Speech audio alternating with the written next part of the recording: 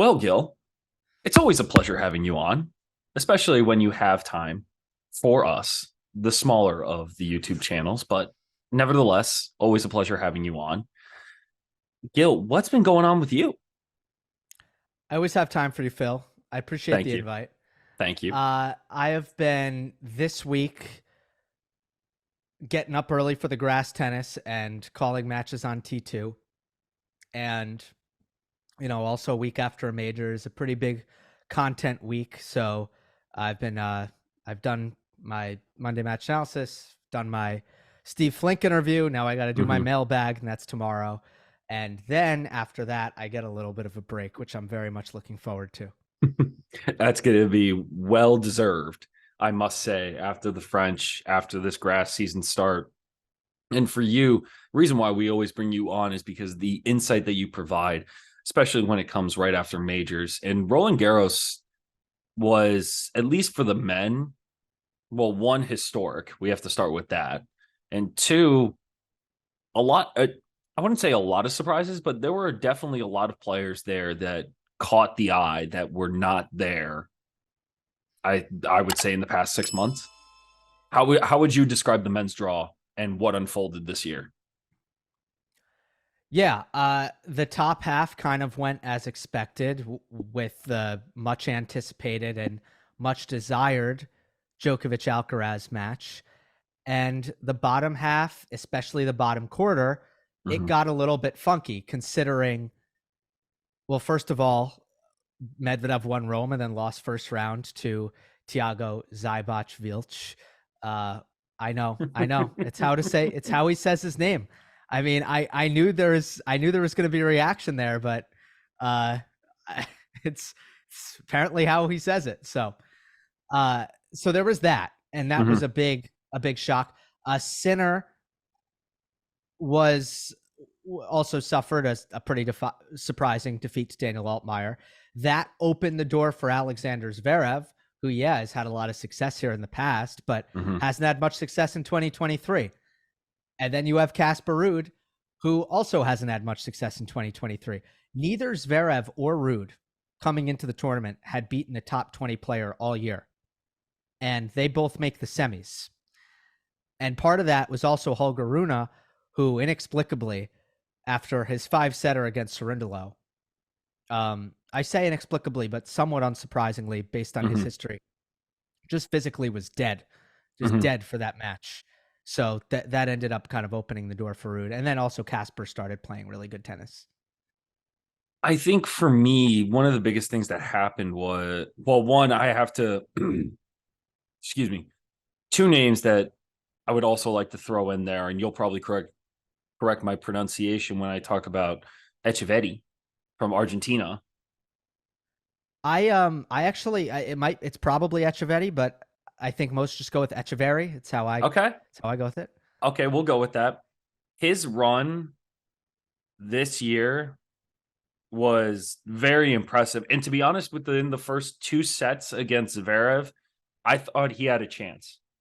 I thought he had a bigger chance than people were giving him credit for, especially the way Zverev was playing this entire tournament, and especially the storyline from last year when he rolled how badly his ankle and his tendon basically snapped.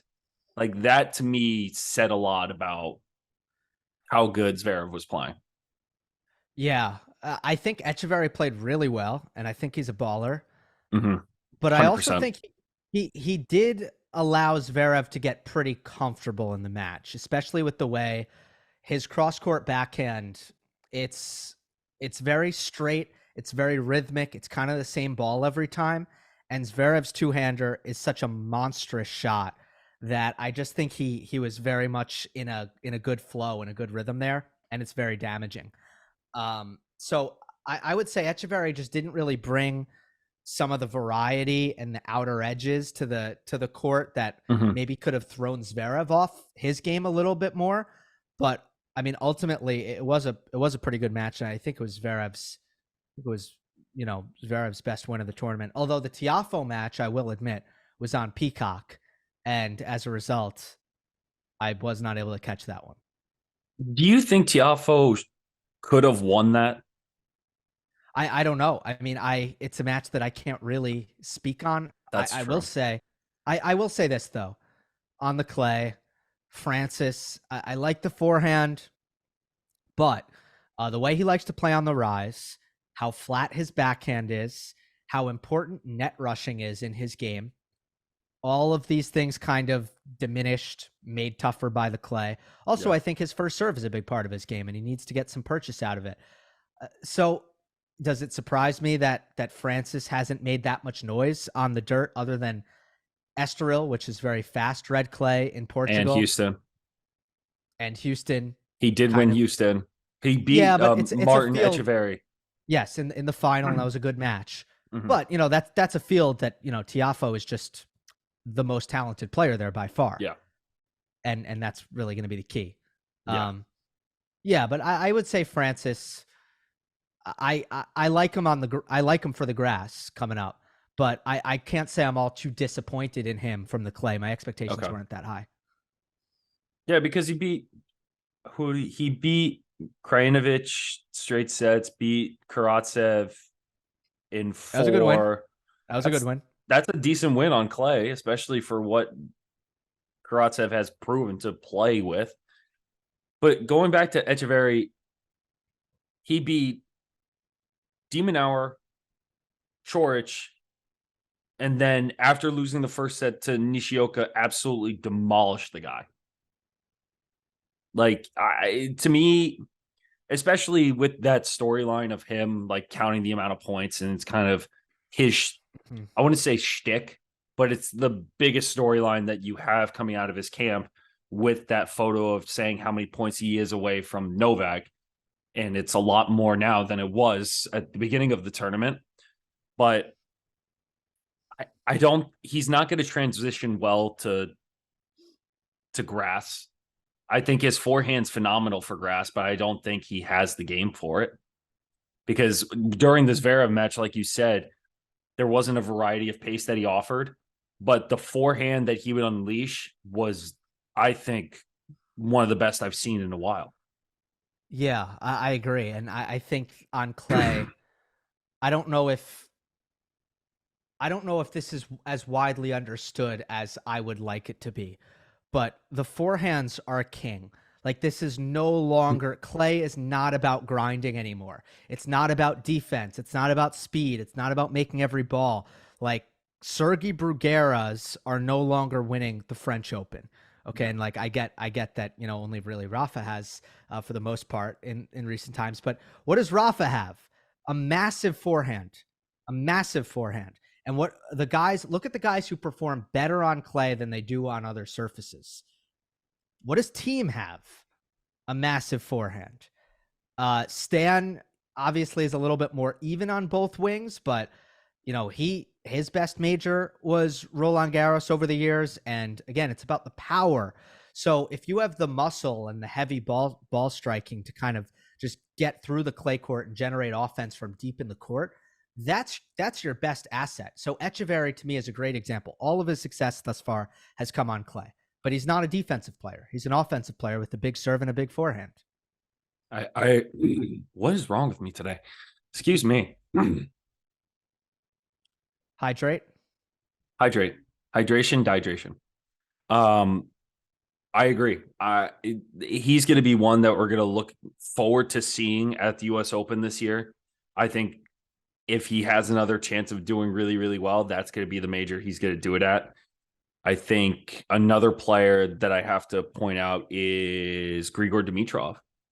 It's the first time I've seen him go, to a fourth round of the major in how long? It's been a while. It's been a really long time. Yeah. I Because mean, go ahead. I just don't really know. It's felt a little bit stagnant with him. He's been a top 30 player. He's been making a good living out there. There's no doubt about that. He's It's always his top 30. first. Yeah, it's his first fourth round since Australian Open 2021. So that's 2 years ago. But that's that's eight majors ago. yeah. Okay. That's a better way of looking at it. But I think in that storyline, besides him going far and actually beating some quality players, besides, yeah, beating Altmaier, beating Rusevori. Altmaier probably was a lot easier because of the marathon match he had with Sinner. Mhm. But same with Nicholas Jarry. I've been saying for a while now. I remember seeing Jarry play juniors at the U.S. Open in 2018. No, it wasn't juniors. It was when he played, I think, Chapo, U.S. Open, and he just. I'm getting my timelines mixed up, but I remember seeing him at the U.S. Open and thinking to myself how good he was, and I'm so glad that he's back and showing how good he is, because Yeah. he's been a guy that to me has been underrated, and maybe that's because of him being suspended for, I forget which, maybe it was doping in that It was. It scenario. was. Yeah. It was. It was. It was It 6 was it. months, right? Yeah. It was a tainted supplement, which is what tends to happen. I mean, you got to be careful with the supplements in South America. Yeah. Honestly, it's just we've seen this a lot. Sometimes players aren't careful with that, and they fail drug tests as a result. Yeah, and with I believe during that spell too, it was Thiago Seyboth Wild, which I definitely butchered that. And I think Haddad Maya also got caught for something as well. Yeah, Haddad Maya. Yes, I'm not familiar with Thiago failing a drug test. I think he fell off the map for other reasons. Those we But what Go ahead. Haddad Maya definitely. Yeah, because that was when Jari got caught as well. Hmm. But Jari played some great tennis. I mean, beat another clay court specialist in Deline, beat Tommy Paul in four, beat Giron, and then tested Rude. I mean, that was actually probably one of the harder fought wins for Rude to win in straight sets. Yeah, for sure it was, and I think if the conditions were a little bit quicker, it would have really helped Jari, because Rude's defense was and his return very tough in that match. It just felt like Jari was hitting the cover off the ball and everything was coming back, and it kind of reached a point where it's like, all right, I'm playing a wall right now, and I don't really know what to do about it. But yeah, I again, like, they played in altitude the week before Yeah. in Geneva, and Jari won that.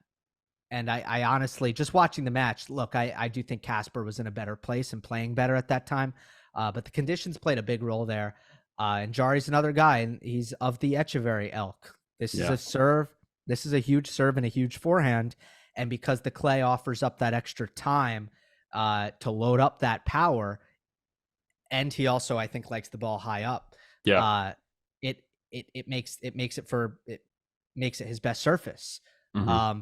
But yeah, I mean, he's really talented, and I'm also, I mean, Santiago was awesome earlier this year, and I'm also glad to see him back to where he should be. Hmm. I would also bring up, if we're talking about, I wouldn't say clay court specialist, but another guy that's had success on clay and actually won Monaco a few years ago, Fonini and his run. I wish he beat Offner because I would have loved to seen Fonini play Sissipas. That would have been so much fun to watch. Yeah, Fanini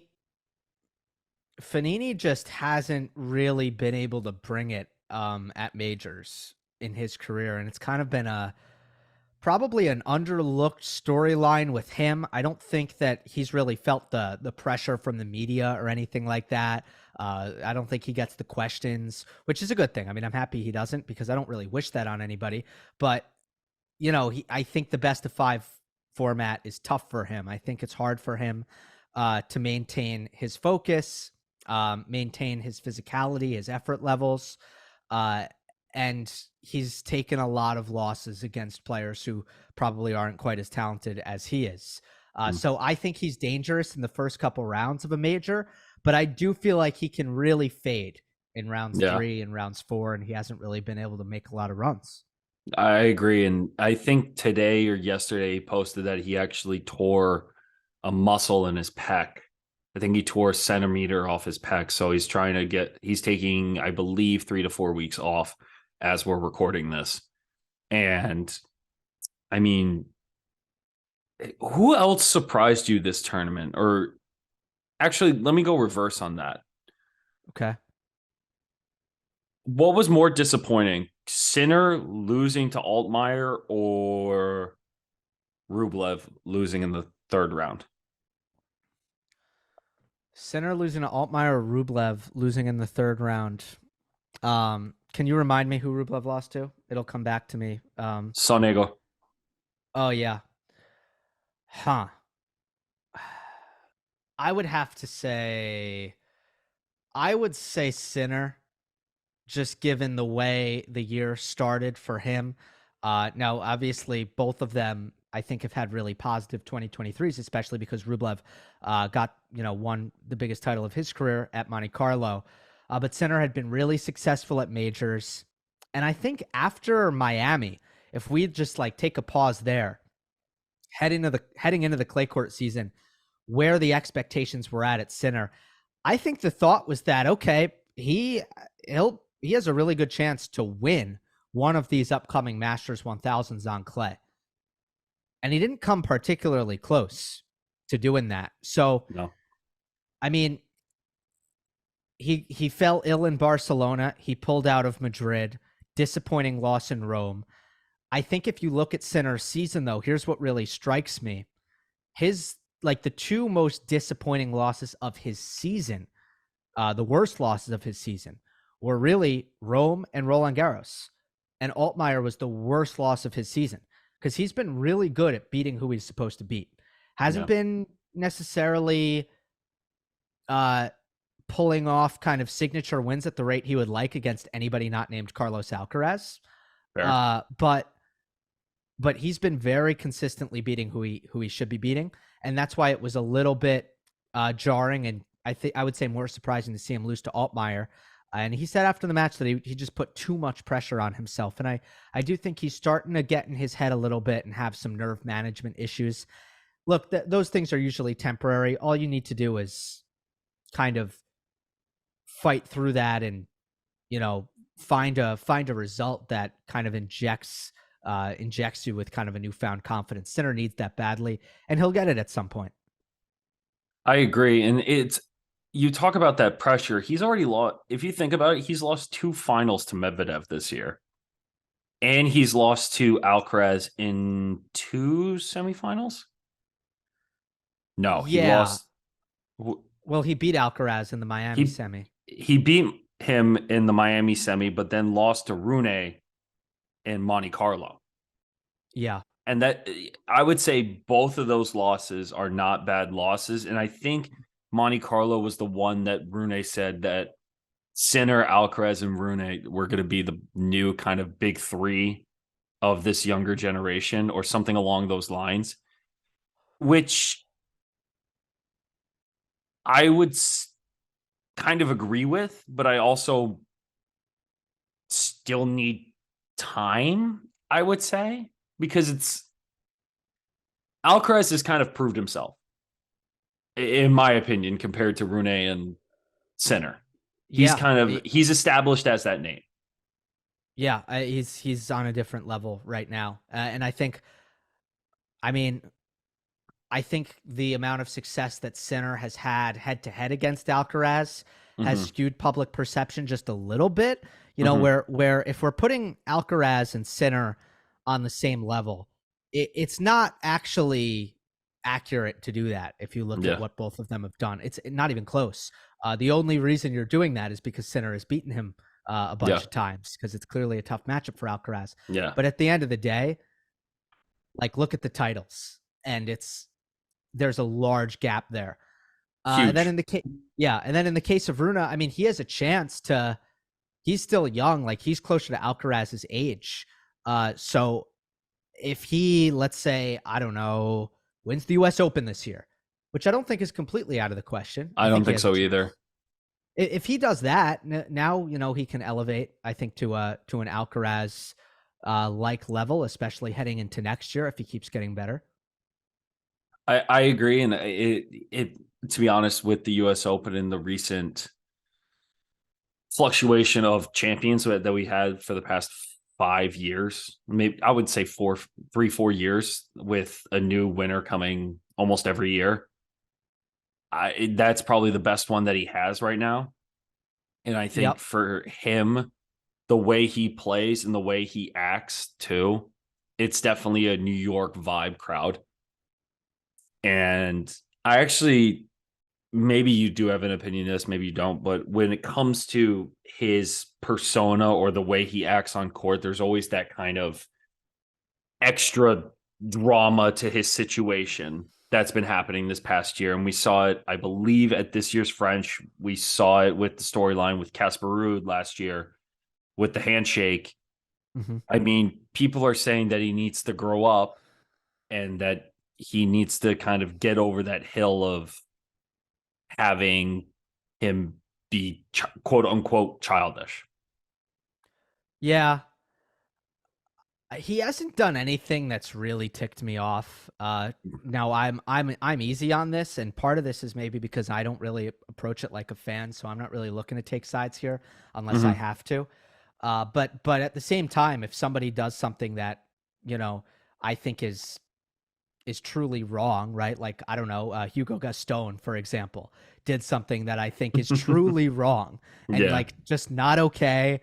Yeah. And I think, right. I don't think Holger has done anything like that. I think, the fact that he rubs people the wrong way. There's two ways to look at it. First of all, it's actually kind of good to have some villains. Yes. I wouldn't want him to be a villain though, unless he's okay with it. Yeah. If there's a villain who doesn't want to be a villain, I don't think that's good for that person. But if you're a villain and you're okay with being a villain, I think that's great. So I don't actually know where Holger stands on that, but I my sense is that he doesn't he doesn't particularly enjoy all of the nastiness that he can sometimes get on his Instagram posts or on his Twitter. And for that reason, I think maybe it would serve him well if he can figure out ways to actually not antagonize people as much.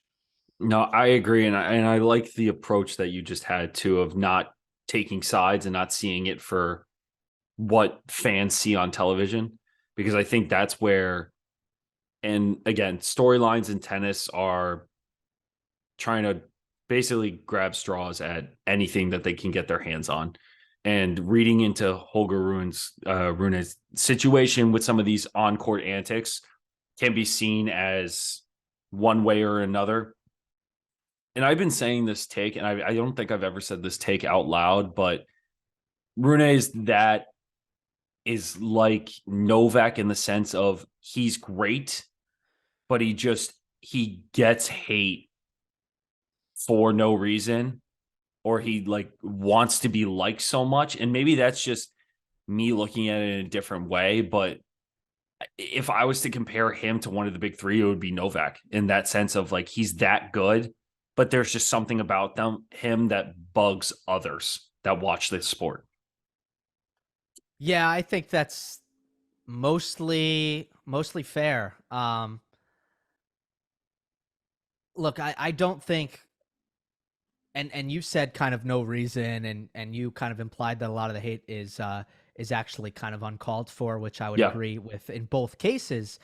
At the same time, some players actually have a knack, like a natural talent for understanding how to push the right buttons in terms of gaining public mass appeal or mainstream affection, right? Yeah.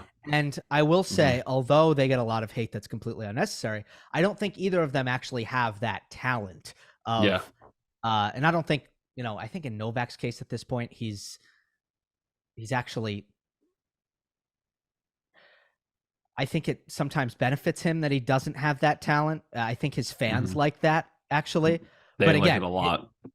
while his fans like it, I think the main demo that Novak struggles to gain affection in is actually the non-tennis fan, and in the U.S. and in the US, at least I can speak to this, and I think it seems like it's the same thing in Australia. It seems like it's the same thing in the UK. It's not necessarily the tennis fan, but it's the sports fan who's only reading Barstool and ESPN and Deadspin, and those are the outlets that can kind of kill Novak whenever he kind of jumps into whatever headline it is for whatever reason. Yeah. And those are the fans that I think will go to the US Open and cheer against Novak. Yeah. Do you agree with that? I mean, look, it's somewhat anecdotal, but no, I wouldn't say it's the way that they spin his image. I think there's just small characteristics that others seem appropriate. And again, casual sports fans will just make fun of. Like in any situation for sports, athletes or players will always like get chirped for doing something they think is really nice or kind or genuine. And people will go the opposite way and say, no, this is not normal behavior. And I feel like for some of those fans that have never really taken the time to appreciate it, and I feel like I have to say this because, well, I have to say this in general because Novak statistically being the greatest tennis player of all time, and it's a common notion that I think everyone has said is Novak is the greatest tennis player of all time, but will never be the people's tennis favorite ever. It will always be Roger or Rafa. Like that to me is how I see that situation unfold, because he doesn't have that natural charisma that comes with his game style. well, I think, yeah, I mean, I think on court stuff has something to do with it as well, particularly in the case of the Roger Federer kind of phenomenon. I think had a lot to do with just how his game looked. But Yeah. What's conflated is the idea that Novak Djokovic doesn't have this massively enormous fan base is wrong, right?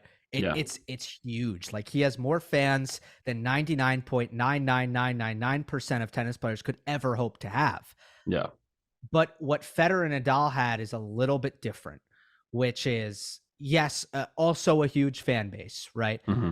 But this very like layman's, like my dad who doesn't watch tennis, for example, was going to get behind Federer because my dad, again, who just doesn't watch tennis, is just like, Roger's so classy. Love that guy. Yeah, there like, it is.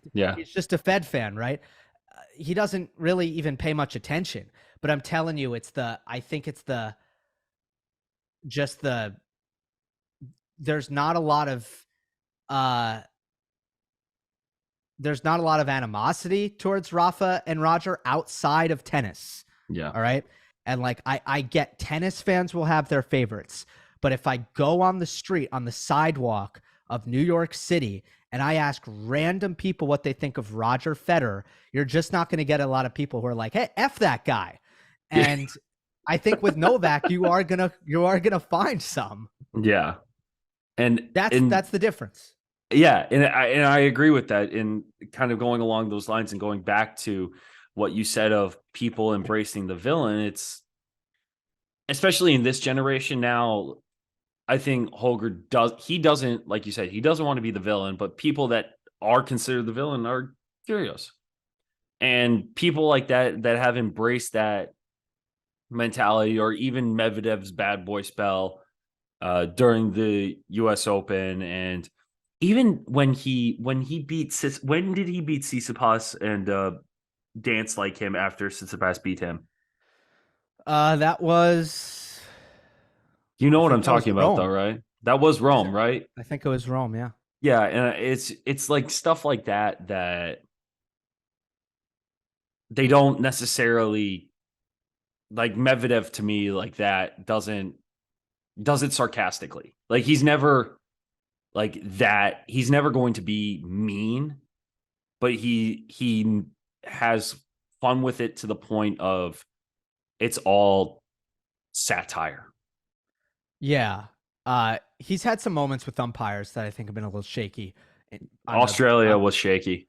yeah, on the meanness Yeah. category there. Yeah. But you're right. Look, I mean, Daniil is actually a really good trash talker. Like he's Yeah. excellent at it. I mean Zverev went at him earlier this year and Medvedev tore him a new one.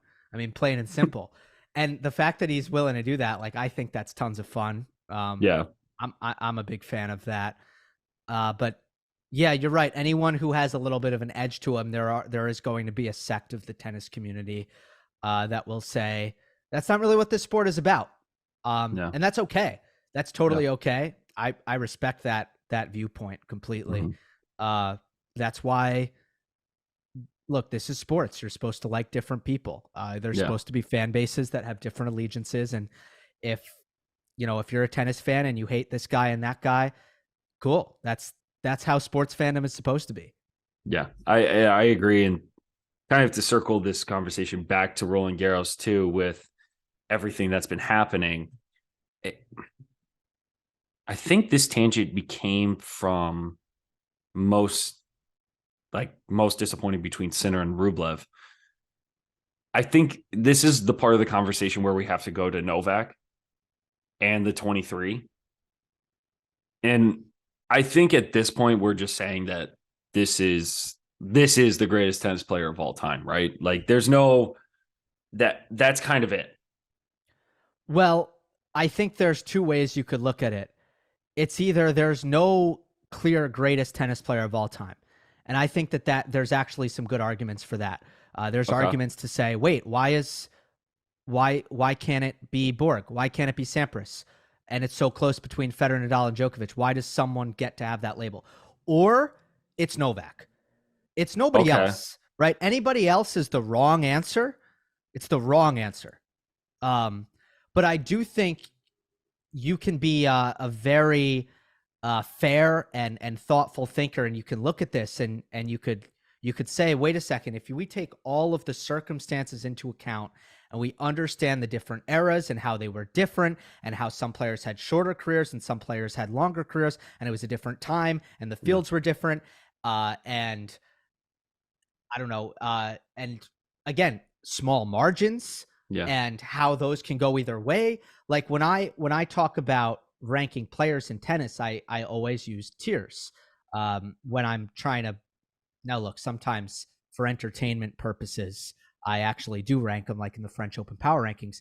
But Yeah. even when I do that, I say, look, these are the tiers, though, because that's how the fine margins of this sport work. Is that they're like, for example, there is no debate that there are some areas where it's very clear there's a clear hierarchy there, and then sometimes it's just murky. Like they're very similar, it's very close, and therefore, no, it's not like you could be like, yeah, one is better than the other. But I think the almost sometimes more accurate way to look at it is you separate these guys. Okay. And I don't know that Novak is in a tier alone.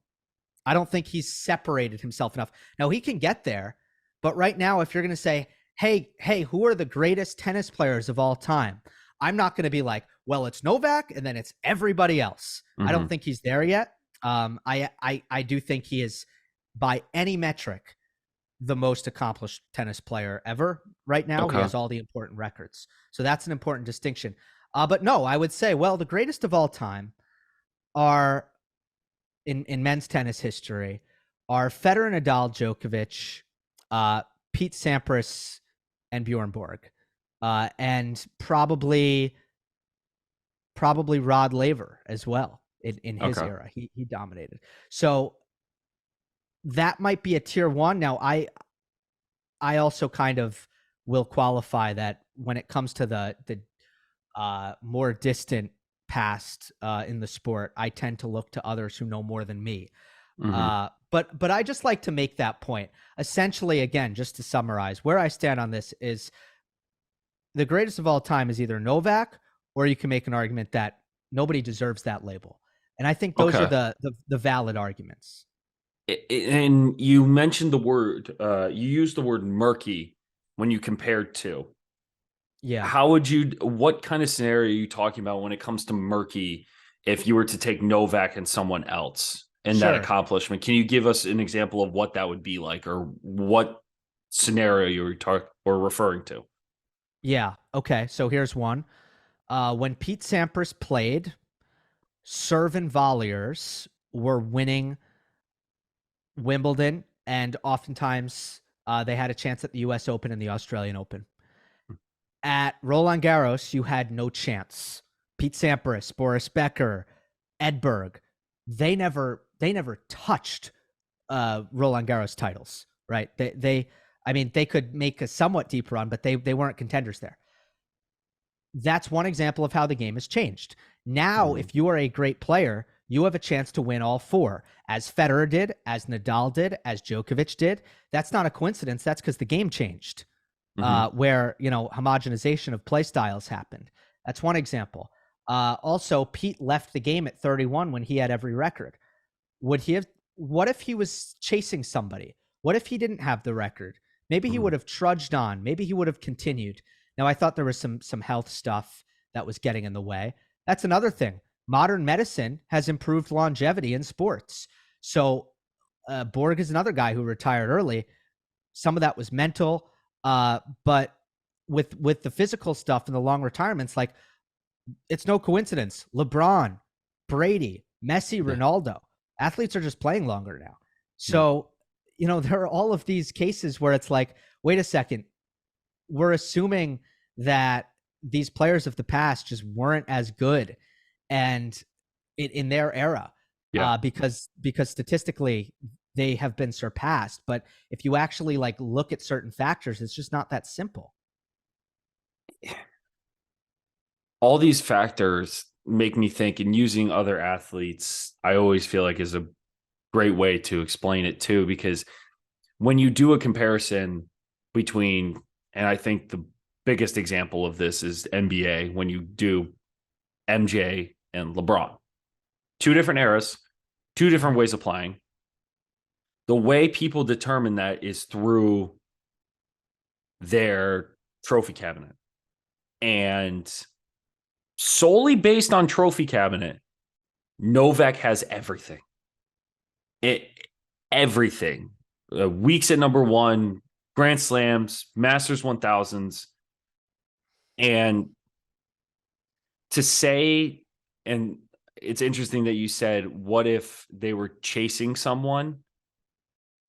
I mean, you could say the same thing with Agassi, right? You could say the same thing with Agassi. You could say the same with McEnroe and Borg. Like they were pitted against each other in that sense of who can best one another, not just in a match, but career wise as well. So, how would you, if you were to do tiers, obviously Mhm. you have Novak, like you said, your kind of Mount Rushmore of it was Novak, Roger Rafa, Pete Sampras, and Rod Laver. That's the top tier. And Borg. And Borg, excuse me, six. Mhm. Who would be, how many tiers are there for you? Uh, Technically it's somewhat infinite, but I haven't made up, and maybe I should, but again, I don't fancy myself as an authority on history to this level. But I would say it would be a worthy exercise, just thinking of it now, to maybe like sit down with a Joel Drucker and a Steve Flink and to try to create maybe three tiers, Yeah. um, just to try to kind of understand this a little bit better and to kind of separate players from one another. Um, but yeah, I mean, I think Agassi and McEnroe and Connors come to mind as potentially tier two. Andy Murray would always be an interesting one in this conversation because his career was so wrecked by Federer, Yeah. Nadal, and Djokovic. And by the way, most players' careers were not wrecked by them. Where I Mhm. think I think players like Tsonga get a pass, and there's this notion that like Tsonga would have won 6 majors if not for Federer, Nadal, and Djokovic. And then Well, you it's actually look at it, and it's not the case. it's like saying the same thing for Roddick. If Federer didn't exist, Roddick would be one of the most accomplished American tennis players of all time from the amount of runner-up trophies he had at Wimbledon. Yeah, but what he would have probably 3 or 4 majors, right? No, if he was 5-time runner-up at Wimbledon, wasn't he? Maybe I thought it was more like 3, but we can check that really quickly.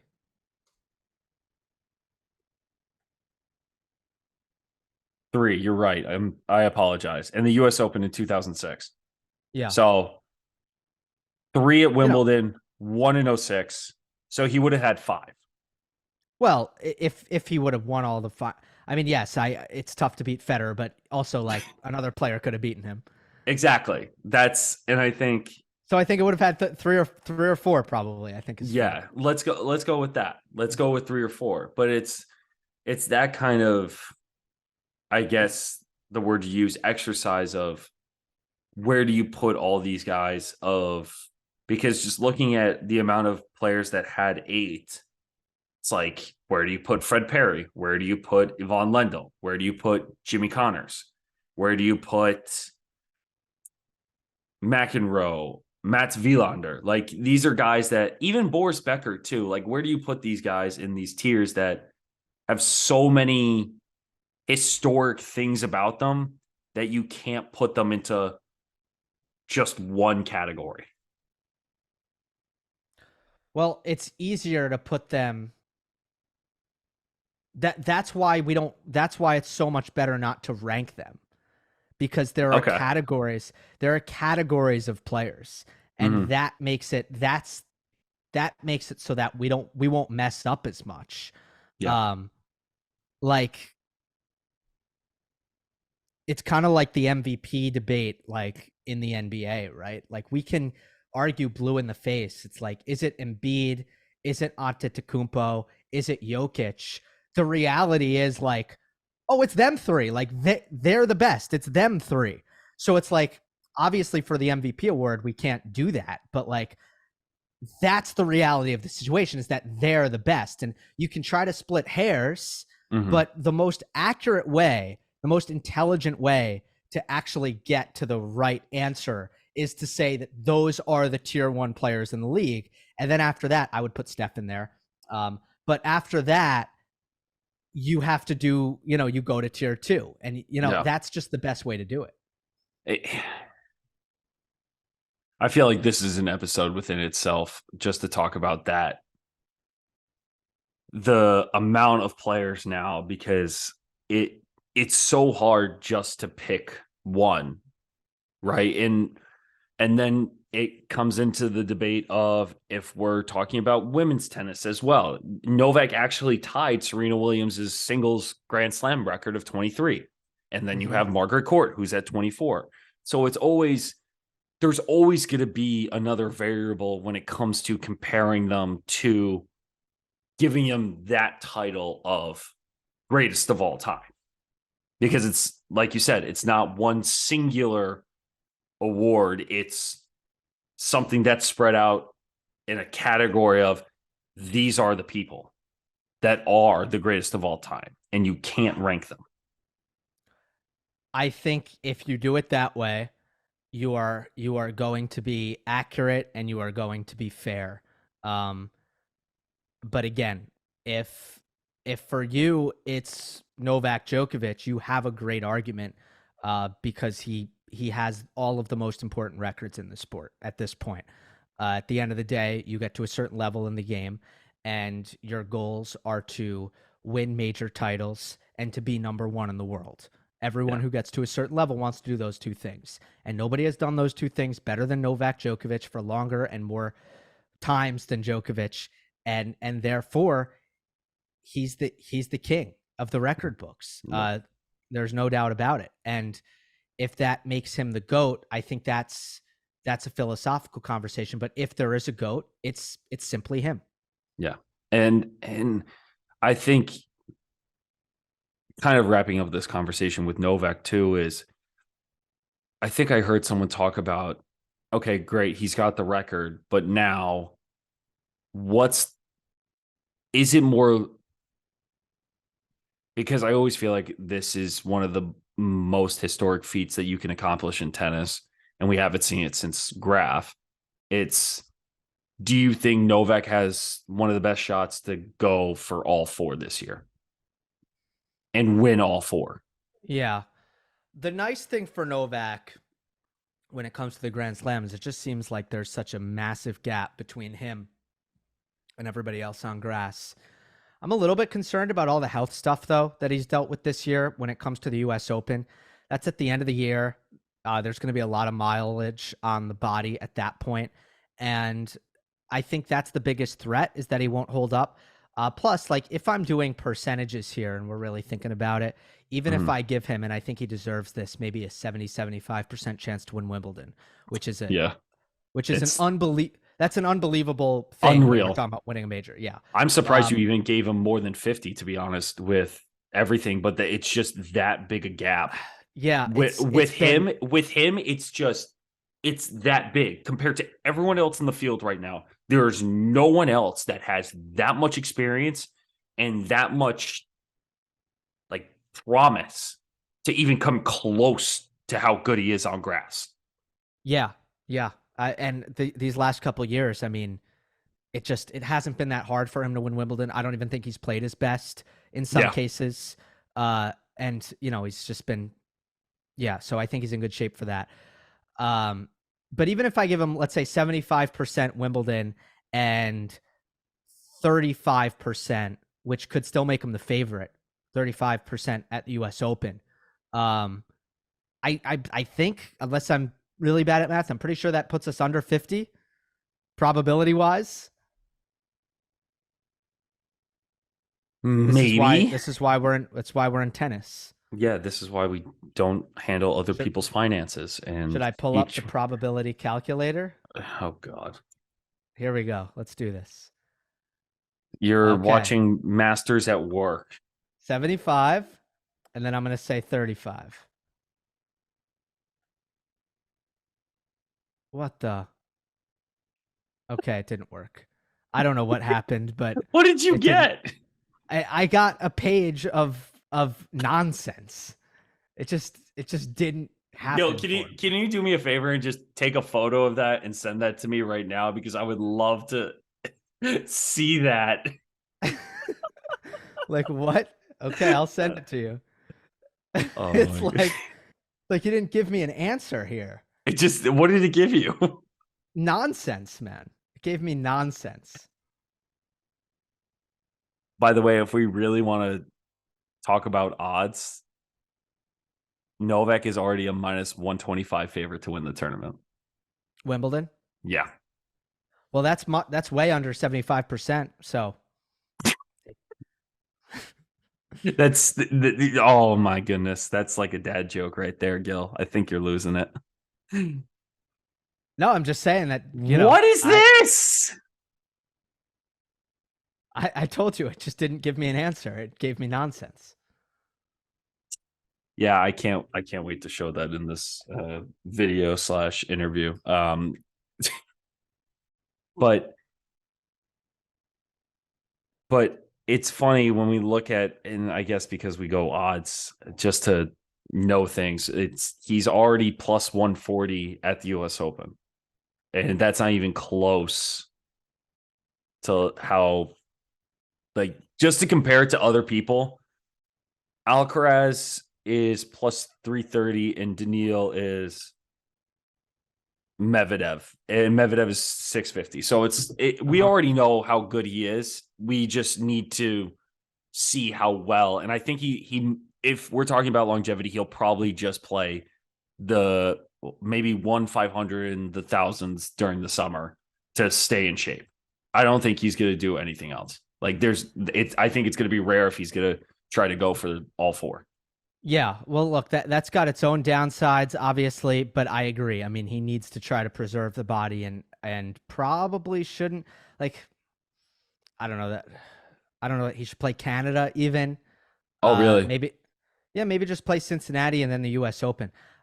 That's the one thing about Novak that's been concerning this year, is that it's almost felt like he hasn't been healthy at any point, that there's always been something up, something bothering him.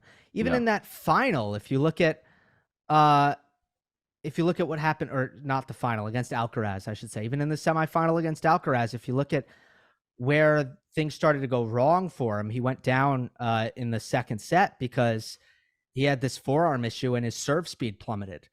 Now that's a little thing. A lot of it's been minor, but Yeah. you know, for a lot of years, it's kind of been Djokovic is kind of indestructible physically. There's never anything Yeah. bothering him, and that just hasn't been the case this year. So I think Yeah. that's a threat. That's a threat Yeah. to his ability to pull off the Grand Slam.